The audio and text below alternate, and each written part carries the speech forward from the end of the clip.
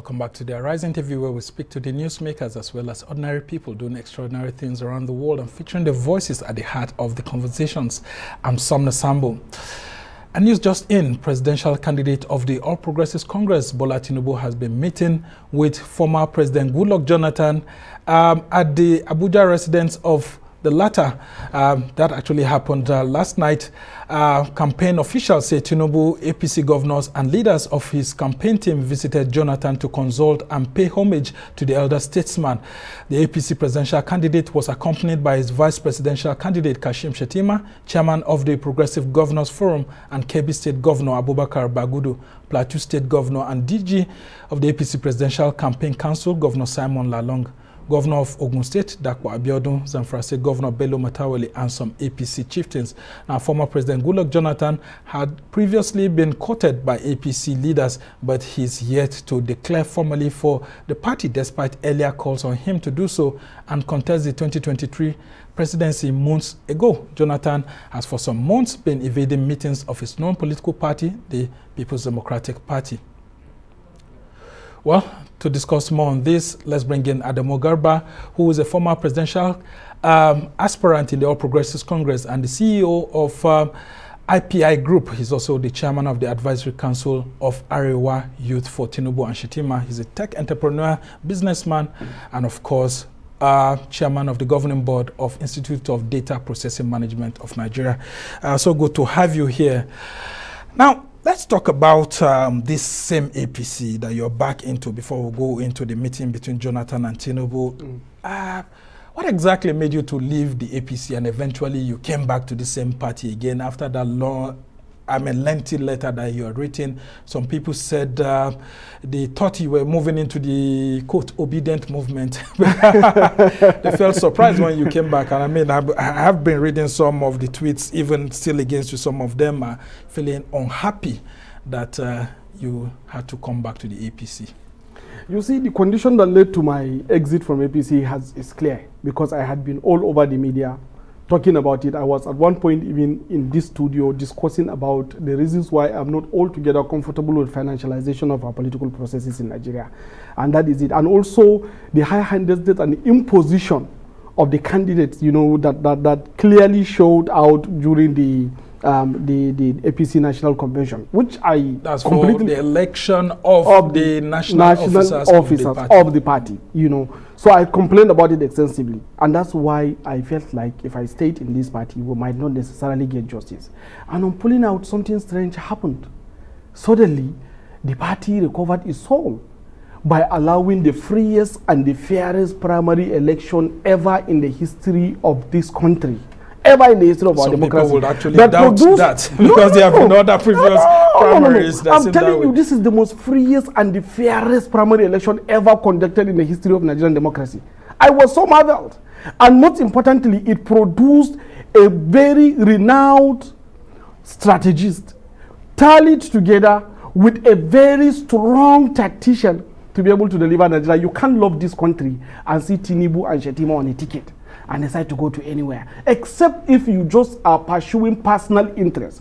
But provided your interest is the progress, development, growth, and stability of this country, you don't have any other person now better than Tinubu and Shettima's pair. And that is why I said, for my love of the country, let me keep whatever my personal ambitions. Let me come and join the team that we can be able to build a better Nigeria. Since I want to be the president in the future, I want to inherit a very strong, united, prosperous country. And these guys, the two of them, are very capable because they have shown from their antecedents, from their track record, capacity and competency to deliver the desired result that have that have elevated so many people in the sphere of their activities. So I can tell you that some people would tell you that these same things that you're saying about these two gentlemen is not really so from their own perspective. But I just want us to talk about this visit first before we come to the issues. Yes. What do you think Tinubu was trying to achieve by visiting Jonathan? Because he's a known critic of Jonathan. He organized the Occupy Nigeria protest against Jonathan. And a lot of people are surprising him going to Jonathan to seek for support. What sort of support do you think Jonathan can give to him? That is absolutely not a bad thing. It's in politics. You know, in politics, there is no emotion. is all about the interest, the collective interest, you know. And if I criticize you in politics, it means I think you are doing something wrong. So if you recant and do something right, I have to associate with you. Otherwise, my criticism is personal. So what Tinubu did was clearly trying to show that the criticism he had against Jonathan wasn't anything personal. It's in the interest of Nigeria. And at that moment, almost all of us are very angry with Jonathan. But again and again, Jonathan has proven to be the finest gentleman we produce at the highest office in this country.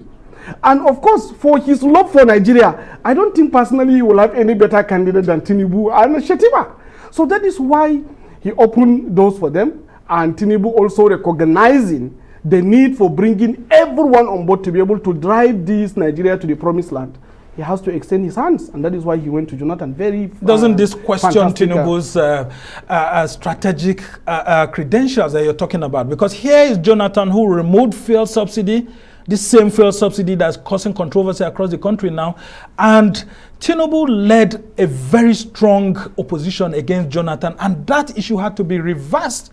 The issue of fuel subsidy had to be reversed, and today that is causing problem even for your own led APC federal government. Yes, it's little because that moment when fuel subsidy was removed in 2012, January 2012, it was ill-timed because the entire subsidy regime was made in so much confusion that there was no accountability as we have it now. So the coming of President Muhammadu Buhari with series of regulations that took over within the petroleum industry sector, we are able to find a clear differentiation between what is being subsidized and what is not being subsidized. So easily you can remove it now. But as at that moment that we protested against removal of oil subsidy, we were very right. And that is why even President Goodluck Jonathan himself at that moment decided to recant his steps. And that clearly shows listening. So now that there is this realignment in politics, and clearly Jonathan have shown over time that he has admitted some of his mistakes when he was the president, and that he has recanted so many of his activities. I believe it is in the very best interest of every lover of Nigeria to bring him on board in any movement that's supposed to build Nigeria, and that is why Tinubu did. Because he loves this country. And that is why he decided to say, okay, President Jonathan, come. Now is the time for us to build that promise that you want to deliver to Nigerians when you were president. And you think Jonathan will join the APC? Because he's been quiet. Jonathan has to join the APC because I don't know where he will be without APC. Everything about him is APC. What do you mean by everything about him is APC? Everything. You should be grateful to him that he refused to use the incumbency powers to sit tight in his position. And that's why you see that President Buhari keeps, providing reference to him and elevating him always because of that decision he took to hand over to him, because he could have as well decided to sit tight. It will have been bloody. That is why I told you that Jonathan has clearly again and again proven to the world and to Nigerians that he is actually pro-Nigeria. And therefore, he has no place to be than inside APC. That is the seat that fits him more, because that's the only party that truly cared for Nigeria and Nigeria's development and growth. Well, some will say that with the latest political realignments and alignments that we're having at the moment, which has seen the polity having 3, or some would even say 4 strong political parties and their presidential candidates in 2023, APC doesn't stand any chance, considering that Peter Obi is there, you have Kwankwaso who is there, and then of course your number one opposition who has always been there with you, Atiku Abubakar. In the midst of all of this, what are the chances of a Tinubu and Shettima withstanding this very strong opposition? Because unlike other political seasons that we used to have just A or B or A or Z, this time around we have several options that are open to Nigerians, and of course you would have seen what's going on social media with the Obedient movement. Yes, you are completely right that there is a strong opposition against itself, because the opposition composition in the party in Nigeria, they are all fighting against each other. Obi is fighting to take the chunk from PDP, while Kwankwaso is also fighting to take the chunk from PDP. And that is exactly what is happening. Doesn't that include APC? It doesn't include APC. And I can give you a simple example. Let me give you a simple example of what happened in Kano just recently. I think a few days ago, and even I think as of yesterday, the presidential candidate of PDP was in Kano. Alhaji Atiku Abubakar moved around fantastically, was able to cajole and bring in Malam Ibrahim Shekarau to his fold. A very good plus for the party. A very good plus for APC. Why? Because the strength that NNPP has in Kano is broken. Because Shekarau and Konkoso bond will have given us headache. Now, Konkoso has taken his own share. Shekarau has took more larger share from what Konkoso had, and they divided themselves between the PDP and NPP caucus. We in APC, we remain untouched, and they've given us far better opportunity to be able to reclaim Kano, which is similar case that is likely going to reflect in Nigeria. Obi is chopping a lot from PDP, while Konkoso is chopping a lot from PDP. Combined, they will decimate themselves, leaving us with nearly 40% of the entire votes that is going to be casted, which is a clear win for us. And you think it's a positive one for you? Very, very But positive. in Kano politics, of course, you can't rule away the issue of the NMPP and how it spreads even up until Jigawa. Now, a lot of people who were aggrieved in the APC have moved to the NMPP or moved to the PDP. In this instance, we've seen Governor Ganduje struggling to maintain a united APC. Don't you think that this is going to affect the votes of Tinubu and Shettima in Kano State, considering how Ganduje has... Some people will accuse him of mismanaging the diversity of the APC in Kano State? At all. I don't think we have mismanaged diversity in Kano, and I don't think Ganduje has actually mismanaged diversity in Kano. I think somehow when you look at his approach to politics in Kano, that is the best way you need to approach Kano, with some level of strategic patience, with some observation and allow the political permutations to happen, because Kano is one of the most politicized, most democratic states that we have in Nigeria. So you must allow the game to play. At the right time, you strike, you take over. You knew prior to the time that we come to the convention, even during the congresses that took place, the party structure was outside Ganduja's control, and everybody was thinking it's all over. And at the right time, he struck and took it out. So that's the kind of game that is being played. So let's allow the politics to play. Let everybody go to media, let them all do their talks, but at the appropriate time, they will know the strength of APC. I'm not sure, I am not sure at all that APC is going to lose much more. We will lose a little, you know, from what we had in 2019, but I'm never going to show it's going to be a very big loss that is going to hinder our chances of winning the 2023 election, especially with Tinubu and Shettima on the ticket. And I'll tell you that based on the analysis of some political observers, there are fears that in the Northwest, it may be difficult for Tinubu and Shettima to be able to make an inroad very well. Look at Kebbi State, for example. The APC has lost out in that state. And of course, you have the Senator Adamu Garba II, and of course, Yahya Abdullah, a former Senate leader, all moving to the PDP, go to Sokoto. PDP is very strong there, although Wamako is trying to ensure that there's some sanity within the APC there. And then you go to other states. Look, for example, like Jigawa, because Badaru is unable to be able to get his own governorship candidate to be in the APC. It's been difficult. Do you think that the Northwest, which Tinubu and Shettima are really banking on, can be able to give them that advantage, considering that the Northeast, which Shettima is coming from, is going to be divided by Atiku, who comes from that region? The truth of the matter is, when you look at Northwest, Northwest has been a politically consensus region. At the end of the day, if you look at their voting pattern of presidents, it's been one line. So either they are together with you or they are not together with you. Internally, within the states, there could be some squabbles. But when it comes to the presidential election, it's going to be a unison, which we are very sure, based on the available statistics and based on the clear, of course, demonstration of the regional and the zonal arrangement that we have in the country's political system. The Northwest is going to vote for Asiwaju Bola Ahmed Tinubu and Kashim Shetima in block. And don't forget, the crisis that we have is just a crisis between the elite in those states. It doesn't affect the core voters, which are like my demography, the younger generation. The younger generation care more about so many specific checklists that Tinubu and Shettima fit in perfectly well.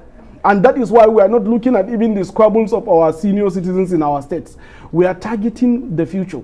We are looking at a man that understands the value of talent, that understands the value of translating young, you know, to be bigger and more profitable to the society, that understand the value of converting people that are otherwise condemned as agberos or criminals to be able to have meaningful life that will contribute positively to the development of the society. We are more concerned about the kind of personality that can pick people from anywhere provided they have the capacity and the zeal to do the right thing, and propel them even above himself to the higher degree, simply because his target is the result, not necessarily some affiliations. And one of the biggest problems we face as young people in Nigeria has to do with the fact that we are not mentored. We are not being carried along. And here we have a man who is like a social engineer, who understands how to configure man to be from point A to point B. That has been his job. That has been what he has been doing. That has been his antecedent for time. He makes so many people. Then why are we going to be worried about internal state squabble? We are going to vote for Tinubu and Shettima en masse. And some people will say that you're betraying your generation, because here you have older people who are supposed to give opportunity to younger people like you, and you're still going out there to canvass for them. And then the other accusation will be that people like Tinubu and Atiku Abubakar have engaged in what is called state capture with their finances, that the allegations are that they almost bought their way during the presidential primaries because they have monies and all of that, not because people necessarily want them. And so there's been the accusation that, okay, if they bought their way, then the delegates should come out, the delegates that they paid should come out and vote for them. Don't you see it as a betrayal of your generation that you're supporting people that will be termed gerontocrats in Nigerian politics? Yes, people will call them gerontocrats. But it's unfortunate that we have a process for you to be able to emerge as a political leader in Nigeria. And this process is through a political party system. And if you truly want to win power, you must be able to scale through the political party machinery to be able to evolve and emerge. So the fact that we have tried, if I can risk everything about myself and come out and try, it means that we really wanted to do it, but we failed. So we must accept the fact that we have failed. And if someone won, if we truly want to lead tomorrow, we should be able to understand when we fail and reorganize ourselves while supporting those that win, so that we can also be supported when it is our time. So why are you not supporting younger presidential candidates? I mean, there are younger people, some people 45, some 50, 51, and all of that. I belong to a political party, and my political party is APC. And my candidate is Asiwaju Bola Tinubu and Kashim Shetima. They might look old to both of us, but they have actually absolutely younger brain. If you listen to their speeches, you will see them connecting clearly to the 21st century. There is a speech that Kashim Shetima delivered. You can be able to link it up with a research paper that was published by Fitch Rating about Africa between now to 2080. So it means if you put these guys in charge, they will put us on track between now to 2080, towards the end of this century. This is the kind of mind that we want on the table. And the fact that our party is able to mob through turbidity and produce the finest among us, it is our responsibility to support them. In fact, I consider it a political crime against Nigeria if you don't support Tinubu Shettima ticket. Well, in the face of what the economy is like at the moment, where the government is struggling to get finances, I mean, you would have seen what is going on. I mean, yes, prices of goods are just rising. And of course, the issues of insecurity, especially in the north. Why should people vote for the APC again in the midst of all of these issues that we've had, kidnappings? I mean, you and I know that the Abuja-Kaduna train passengers are still under the captivity of terrorists and all of that. Why should people vote for the APC in the midst of all of this, which people have termed extreme failures by the APC? Now, let me talk about the economy. This, you know, that is a very strong global issue. Almost the whole world is going through turbulence. We had crisis between Russia and Ukraine that has disrupted global supply chains. Even as at this morning, I think there was a disruption around Suez Canal. So this has disrupted the global supply chain, bring up the prices of energy and prices of food, which of course naturally will put inflation higher, because as the cost of goods gets higher, the cost of money also gets higher. And this is where we have the problem.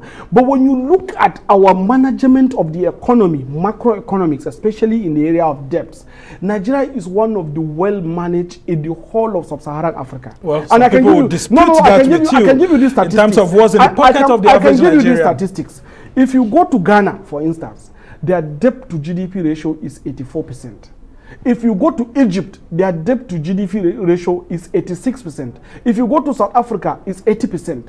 If you go to, in fact, United States of America, where we loan most of the monies from because we use dollar to loan, it's 131%. If you go to China, that we see as the global rising power, it's 70%. When you come to Nigeria, it's 23.27% debt to GDP. This economy is well managed. It is just unfortunate but it doesn't that show the on media the street. It doesn't show on the street. I mean, you and I know that the poverty level in the country has increased. Those within that threshold have also increased, despite the social services that the government has tried to provide and all of that.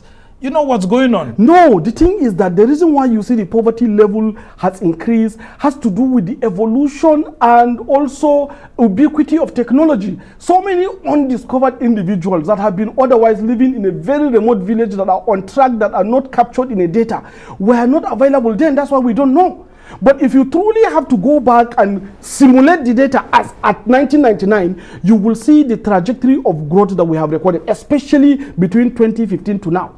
Because the main way to fix poverty in rural areas is to connect supply lines between the buyer and the seller, to connect people. And how has the Buhari administration done that? Buhari administration has delivered infrastructure much more than the infrastructure we have ever delivered in the history of this country using one administration. You know, like, let me give you an example of what Russia is doing today. Russia is a global power. It's fighting and dealing with the superpower, United States of America. What have they done? They have only 3 assets that they used to do this. They have Gazprom, they have Transneft, and Rosneft. Transneft is a pipeline. Gazprom is a pipeline company. You know about that. Then again, and Rosneft too. So when you look at this, building infrastructure that delivers the goods and services between where it is available to where it is needed is actually what fixes the economy. All countries that grow today have massive infrastructure that connects buyers and sellers to be able to fix the economy. President Muhammadu Buhari has paid attention to this critical infrastructure that we otherwise don't want to invest, because most Nigerian presidents that we have always invest in short-term plans. This man decided to say, I'm going to take the risk. I know that you will not appreciate me now, but in the next 10 years, the same way you go to India and you see Gandhi, or you go to United States of America and see George Washington in their rooms and hotels, that's how you will see a lot of Nigerians, especially those in the opposition, would dispute that assertion. But very quickly, as we try to round off this conversation, I just needed you to talk about that issue of insecurity, which especially is the north that is affected most. The same north where President Buhari comes from. If you go to Katsina State, I mean, you see what's happening. People are being sold into slavery. Do you think these people would want to vote the APC? Let me explain to you something. All of that. The issue of this insecurity has nothing to do with Nigeria. It's an African issue, especially sub-Saharan African issue. We are not looking at it at that angle. That is why we constantly keep blaming the government instead of us to stay and fight together. Let me give you the rundown. Very quickly. The crisis started in 1992 in Algeria. And up till now, the major guy that is driving this bombing and killing is called Iyad Al-Ghaib from Algeria, a 75-year-old man that is running an organization called the Group for Support of Muslims and Islam. Their target is to go to Gulf of Guinea. The complaint that people are talking about, we have terrorists in the forest, is true. The mistake that they do was terming it Fulani, but it's actually an international terror that is trying to disrupt and bring down Nigeria. The main terror that is operating in the northeast and the northwest is not even ISWAP as we see it. It's called Islamic State in the Greater Sahara, under the leadership of one man with the name Ilyas Ajibo, who is currently living in Mali. So this is where the problem is. The problem is international, and it's a very big conspiracy to break us. So we Nigerians have to come together for the first time. It's not about blaming Buhari or blaming our military or blaming our police. It's about us resolving to push terror away and protect our country. Well, this is exactly if Buhari promised that and he hasn't delivered, he has isn't going to affect his chances. Let me tell you why he has delivered. Buhari won presidency on the premise to defeat Boko Haram. Boko Haram is now defeated. As I'm talking to you, there are about 7,000 Boko Haram members that surrendered in Borno, 3,000 of which are active fighters. Borno has become one of the fastest developing states in Nigeria. Then, when he took over, there are 14 states that are under Boko Haram. 14 local governments. Now, if you come back to Northwest, which local government is the terrorist controlling? Well, none. Governor Nasir El-Rufai has said that. I mean, the bandits were already hoisting flag, including Niger State Governor. I mean, these are things that we see every now and then. They can come to one street here in Maitama and just hoist flag. And the governor, because of his proactiveness, is notifying us ab initio to prevent total breakdown of order. I think we have done a very good job. APC have done very fantastic. And Nigerians, it's left for Nigerians to actually decide, and that's going to happen on February 25th when the presidential elections hold and And on that day, the next president will be elected, including senators, House of Rep members, and all of that. And it will be assured Bola Tinubu and Kashim Shetima. We can only wish you well, because the campaign season is yet to start. Yes. Thank you so much, Adamu Garba, who is the chairman and of the Advisory Council of Arewa Youth for Tinubu and Shettima. And of course, he's a former APC presidential aspirant. And someone who engages on social media. I've seen you opening up TikTok and all of that recently. It looks like you're expanding your frontiers on social media. It's very important. It's very important. Okay, we'll bring you some other day to talk about youth and the 2023 general election. But we must thank you for being on our program.